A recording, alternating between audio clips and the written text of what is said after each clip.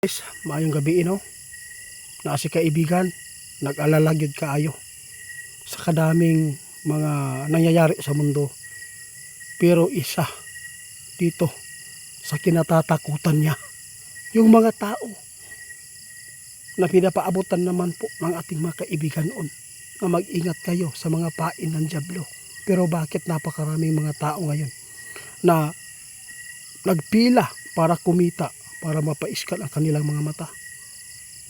Ano po ba talaga ang mangyayari dito? Kaya na maraming nagtatanong. Kasi hindi po talaga sila nagpadala. Kaya nandito si kaibigan para magbigay po ng paalala kung ito po ba ay nakakasira sa buhay natin, sa ating hinaharap kaibigan. Karon kaibigan, may nagpaabot sa amin. Grabe daw po ang pilahan. Lumaki ang bayaran. Tagtoki daw kapag nagpa-scan daw ng mata, tapos may matatanggap kang buwan-buwan. Ano po ba ito talaga to kaibigan? Gusto po talaga na maipaabot natin ulit, at marami po mga tao na bago po nakapanood sa atin, nagtanong kung ano po daw ang resulta nito para malaman po nila.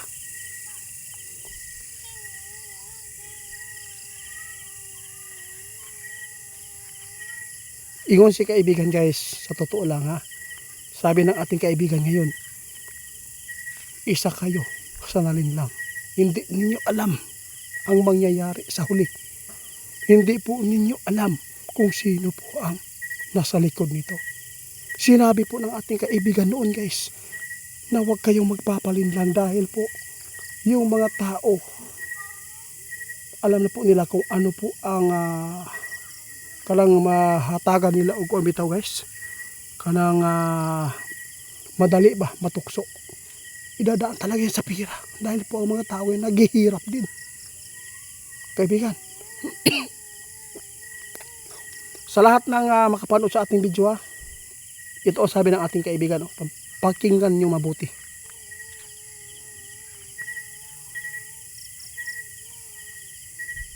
Gusto daw niyang umiyak guys, ngunit napakaraming tao na ang nakapag-paiskan. Hindi po naninira ang ating kaibigan, kasi dito sa amin wala po yan, wala. Kung legal man yan, sana makarating din yan dito sa amin. Pero wala man, baka po isa po kayo dito na pag magsisi sa huli. Kung sino man po ang hindi pa nakapag-pa-scan, sana po wag po, dahil po hindi po niyo alam ang kahantungan nito.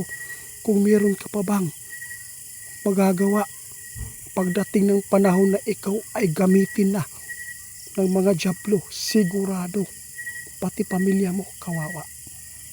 Ang pira dumadaan lang yan guys, hindi yan madadala.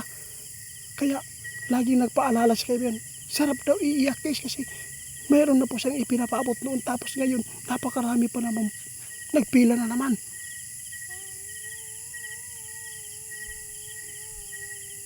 Wala, sa bagay kanya-kanya po tayo ng nilalakaran na kung ano man po ang mangyayari sa bawat isa sa atin dito sa mundo. Wala tayong magagawa kundi magsubaybay lang jud ta ani. Kaibigan, salamat Salamat guys sa tanan na makapanood, paki-share ani basi daghang paday wala pa na kuan. Wa mo mi kakuan ani guys diri sa amo gani, wala man mi kabalo ani kun naabay ngani, wala gid ko nakabaluan. Kung kamo kung magpakuan mo para magkumita mo, wala mi mahimo kay gusto po ninyo na makakwarta, makabat og bugas.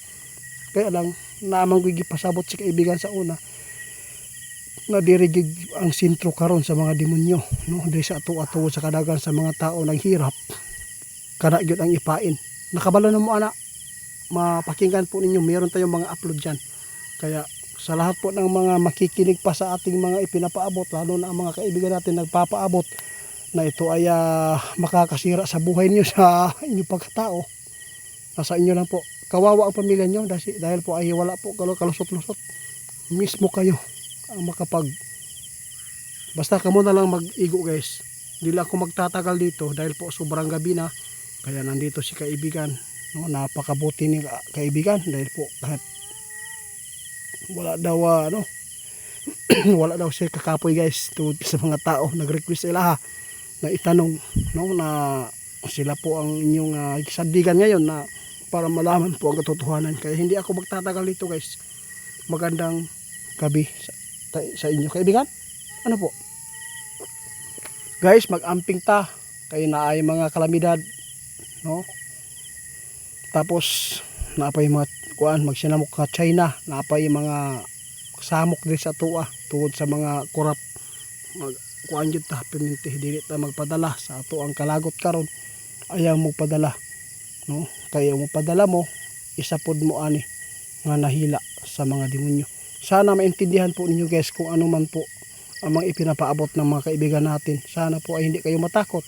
Ito po ay babala para po guide sa inyo na hindi kayo maisahan sa mga demonyo.